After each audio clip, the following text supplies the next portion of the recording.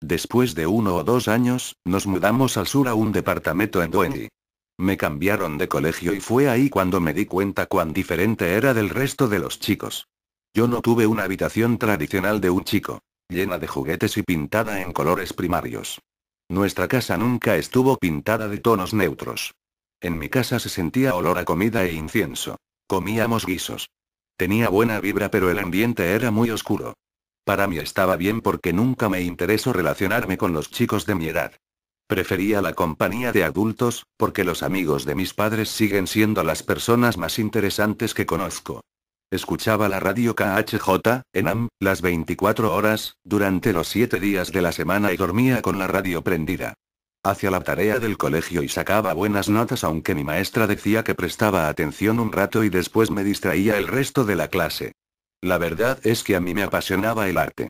Admiraba profundamente al pintor impresionista francés Henri Rousseau y como él, dibujaba selvas repletas de mis animales favoritos. Mi obsesión por las serpientes comenzó desde chico. La primera vez que mi madre me llevó a Big Sur, California, a visitar a una amiga que vivía ahí. Tenía 6 años y recuerdo que me pasé horas en el bosque atrapando serpientes. Hurgué en los matorrales y en los árboles, y no paré hasta que completé una pecera. Después las liberé. Esa no es la única anécdota emocionante de ese paseo. Tanto mi madre como su amiga eran jóvenes alocadas que les gustaba correr con el VW escarabajo que tenía mi mamá por las carreteras zigzagueantes de los acantilados. Me acuerdo que iba en el asiento de atrás muerto de miedo mirando por la ventana al océano y las rocas que estaban debajo a solo unos centímetros de mi puerta. La colección de discos de mis padres era perfecta. Escuchaban de todo. Desde Beethoven hasta Led Zeppelin, y yo continué buscando pequeños tesoros no descubiertos en esa biblioteca hasta la adolescencia. Conocía a todos los artistas, conocidos o no, porque mis padres me llevaban a sus conciertos todo el tiempo, además que mi mamá me llevaba al trabajo. Desde muy chico conocí las internas del negocio, los estudios de grabación, las salas de ensayo, y también estudios de cine y televisión. Presencié los ensayos y grabaciones de Johnny Mitchell, también estuve en las grabaciones del programa de Flip Wilson, un cómico muy famoso en ese entonces y que ha sido olvidado. Estuve en los ensayos y en el show de una cantante pop australiana, Ellen Reddy, y también de Linda Ronstadt en Troubadour. Mi mamá también me llevó cuando le tocó vestir a Bill Cosby para sus shows, y también le confeccionó algunas prendas a su esposa. También recuerdo ir con ella a ver a Pointed Sisters. Obviamente, todo esto sucedió en el transcurso de su carrera. Pero cuando nos mudamos al departamento de Doenji, el negocio despegó. Carly Simon venía a casa, también Minnie Riperton, que era cantante de soul. Conocí a Stevie Wonder y Diana Ross.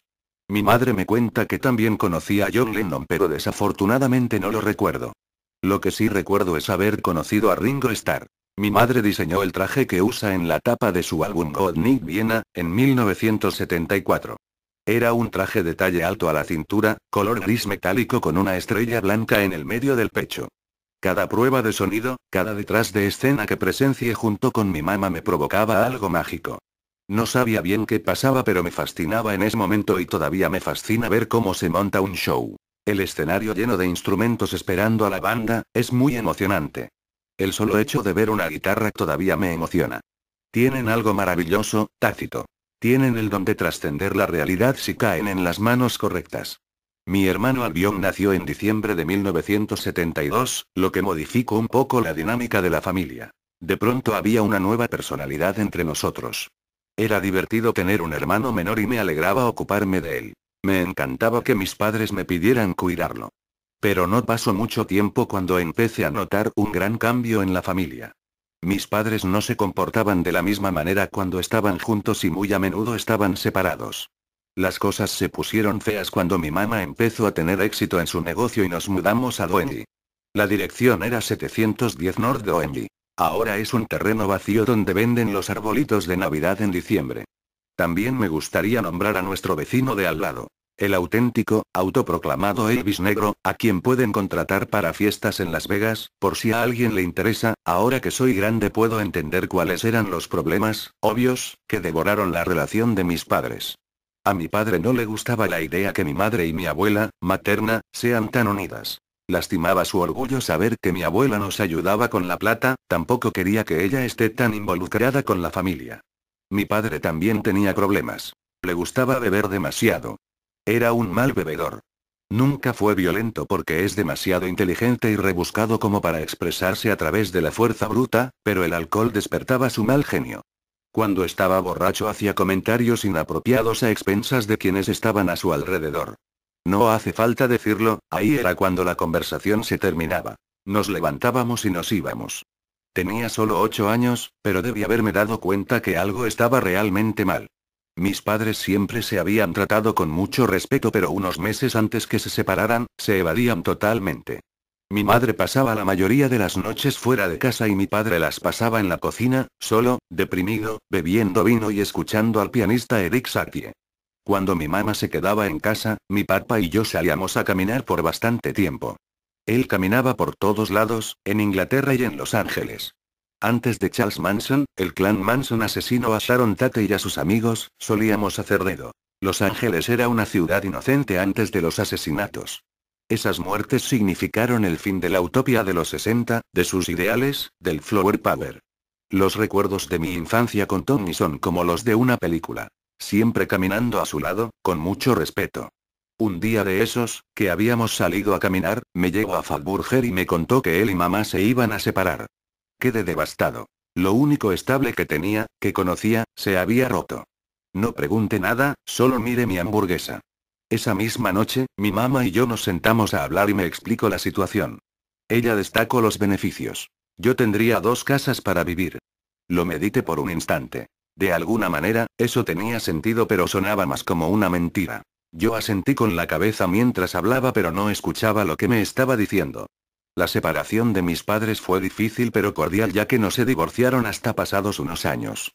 Vivían cerca uno del otro, y tenían el mismo grupo de amigos. Cuando se separaron, mi hermano tenía 2 años y obviamente debía vivir con mi madre, pero a mí me dieron la oportunidad de elegir con quién quería estar, y yo elegí vivir con mi mamá. Ola nos crió lo mejor que pudo, viajando constantemente por el trabajo. Sin necesidad, mi hermano y yo vivíamos yendo y viniendo de la casa de mamá a la casa de la abuela.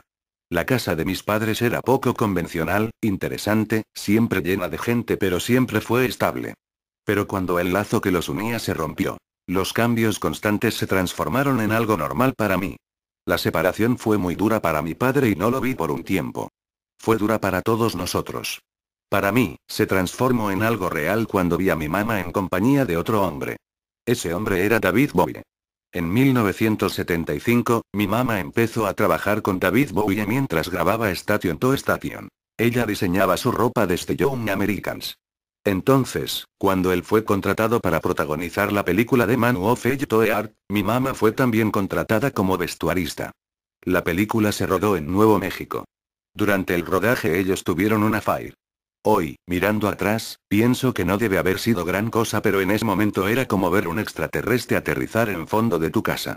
Cuando mis padres se divorciaron, mi mamá, mi hermano, y yo nos mudamos a una casa en Rangel y Rive. Era una casa muy linda. Las paredes del living eran celeste cielo con nubes. Había un piano. Y la colección de discos de mi madre ocupaba toda una pared. Era una casa atractiva, agradable, cálida. Bowie venía de vez en cuando con su esposa Angie y su hijo Zoe. Los 70 fueron únicos. Para Bowie era algo totalmente natural traer a su esposa e hijo a la casa de su amante para estar todos juntos. En ese entonces mi madre y David practicaban meditación trascendental. Ellos cantaban delante del santuario que estaba en su cuarto. A David lo acepté cuando lo conocí. Es inteligente, gracioso y tremendamente creativo. La imagen de David debajo del escenario enriqueció la imagen que tenía arriba de él. Fui a verlo con mi mamá cuando tocó en la Forum en 1975 y muchas veces más. Me encantaba el momento en el que él salía al escenario, en su personaje. Realmente quedaba cautivado. Como artista, dio todo en el escenario, dejó su esencia. También conocía al hombre muy bien, como era con su familia. Resumió lo que es ser famoso. Ser una estrella de rock es la unión de lo que sos con lo que quieres ser.